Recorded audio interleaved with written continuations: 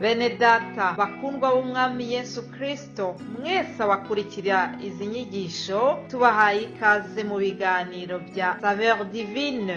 Ibi biganiro mu bitegurirwa n'abavugabutumwa bwiza batandukanye, akaba ari umuhamagaro ugendera ku ijambo ry'Imana byanditse mu gitabo cy'ubutumwa bwiza uko bwanditswe na Matayo ibice 24 umurongo wa 14. Kandi ubutumwa bwiza bw'ubwami buzigishwa mu isi yose ngo bube ubuhamya bwo guhamiriza amahanga yose, nibwo imperuka izahera ko ize. Ibi biganiro mubikurikira ku channel ya YouTube yitwa Saveur Divine. Tubifurije kugubwa neza. Imana Data ari nayo So ibaha umugisha.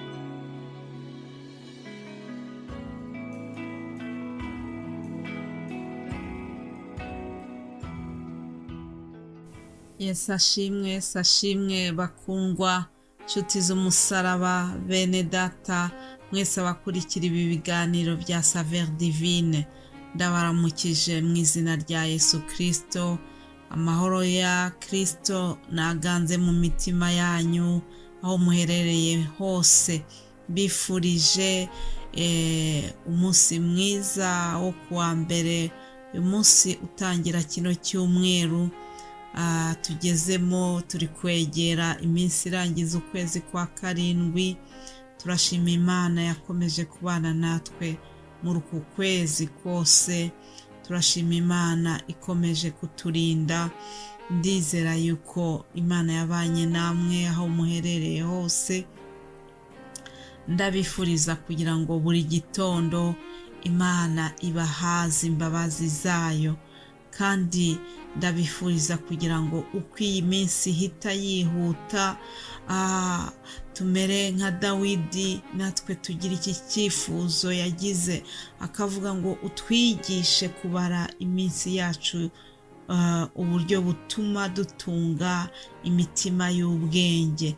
Iryo ni ijambo yavuze muri Zaburi ya 90 ku murongo wa 12, kuko yabonye yuko iminsi ihita yihuta.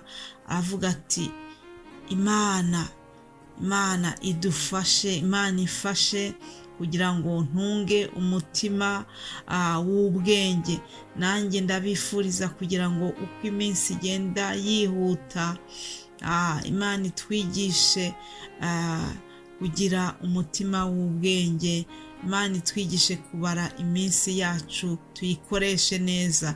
Iyo umwanditsi avuze ngo twigishe kubara iminsi yacu, aba ari kuvuga ati utwigishe gukoresha iminsi yacu neza, ntituyipfushe ubusa, ahubwo ngo dutunge imitima y'ubwenge.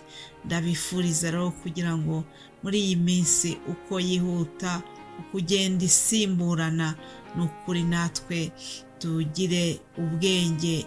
Iyi minsi tuyibyaze umusaruro, tuyikoreshe mu gukorera Imana, tuyikoreshe mu gukora iby'Imana ishaka, mu guhesha abandi umugisha, mu gukura mu byerekeranye n'urugendo twatangiye rujya mu ijuru.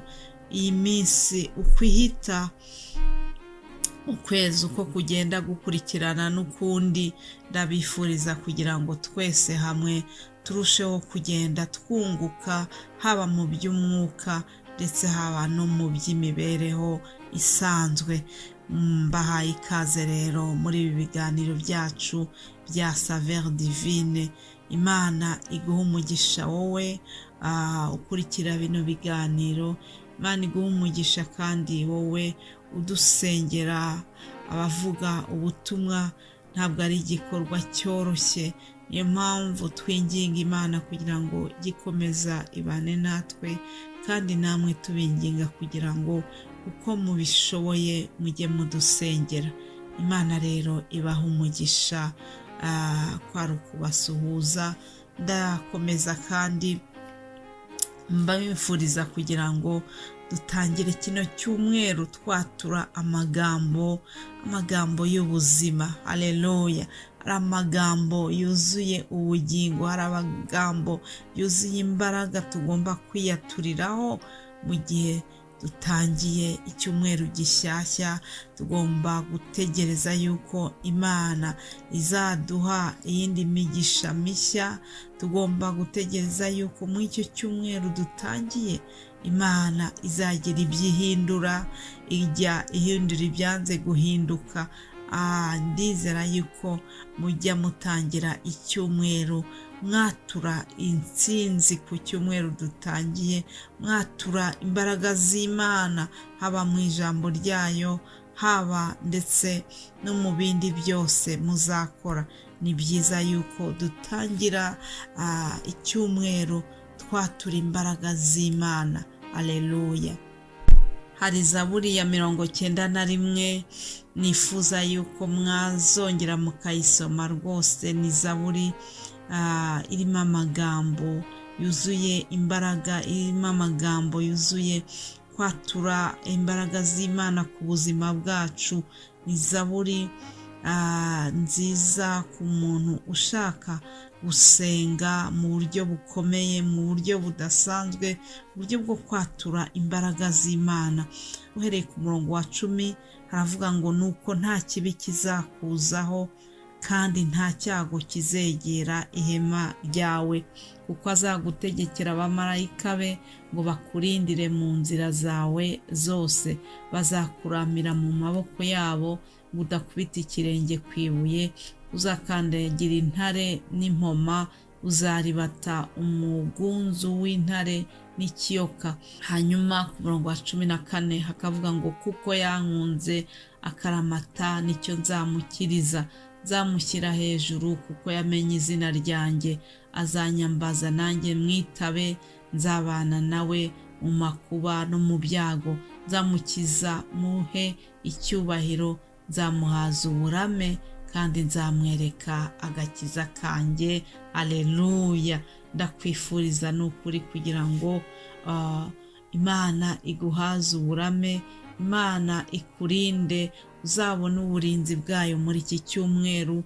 Izakoherereza abamarayika babane nawe aho ugiye hose, kugira ngo wumve neza yuko uri kumwe n'Imana.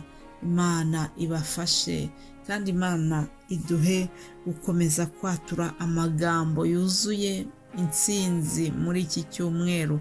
Aya magambo yo muri Zaburi ya 91 n'amagambo yo gusengeramo, n'amagambo yo kwatura imbaraga z'Imana ku cyumweru dutangiye. Imana ibaha umugisha mwese abamaze kwiyaturiraho aya magambo y'uburinzi bw'Imana ku buzima bwacu. Hanyuma ntabwo ndi bubatindire, muzi yuko ku munsi wa mbere turebera hamwe, tubona duhabwa umutwe w'ijambo tuzigaho. Mu cyumweru cyashize muzi yuko twavuze ku by'urukundo rw'Imana. Iki cyumweru navuga yuko tuzakomeza tuvuga ku rukundo rw'Imana, tukareba uburyo Imana yagiye yerekana urwo rukundo mu bikorwa binyuranye. Ari abo yeretse urukundo rwayo mu buryo budasanzwe. N'ayo magambo tuzaganiraho muri iki cyumweru. Tuzahagararira ku ijambo tubona muri Yohana wa mbere, urwandiko rwa mbere rwa Yohana igice cya 3 umurongo wa 18. N'amagambo Yohana yanditse abwira bagenzi be, abagira inama. Arababwira ati, bana bato, twe gukundana urumamo mu magambo cyangwa ku rurimi, ahubwo dukundane mu byo dukora no mu by'ukuri. Twe gukundana urumamo mu magambo cyangwa ku rurimi, ahubwo dukundane mu byo dukora no mu by'ukuri. Aleluya. Ni ijambo ridusaba gushyira urukundo mu bikorwa. Urukundo ntibube urw'amagambo gusa. Byaba bibabaje ugiye ubwira umuntu ko umukunda ariko ntagire igikorwa abona wamukoreye cyerekana urwo rukundo. Yesu rero yaradukunze abishyira mu bikorwa. Imana data wa twese yaradukunze ibishyira mu bikorwa ubwo yoherezaga Yesu Kristo kugira ngo aze kutwitangira, aze kudupfira. Iryo ni urukundo rwagaragaye mu gikorwa gikomeye gifatika kiboneka. Hanyuma Imana nanone yagiye yerekana urukundo rwayo mu bantu banyuranye. Tubona ukuntu Imana yagendereye Zakayo, ikamugenderera ikavuga ati uyu nawe ni umwana wa Aburahamu. Aleluya.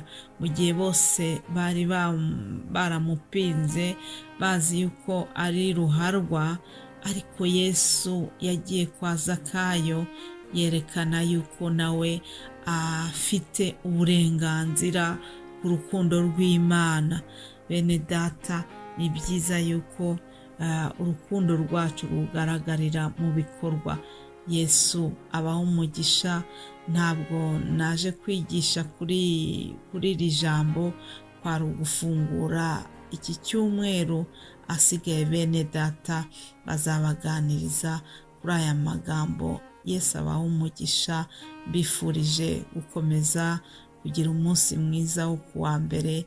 Muzagira icyumweru cyiza cy'umugisha mu izina rya Yesu. Amen.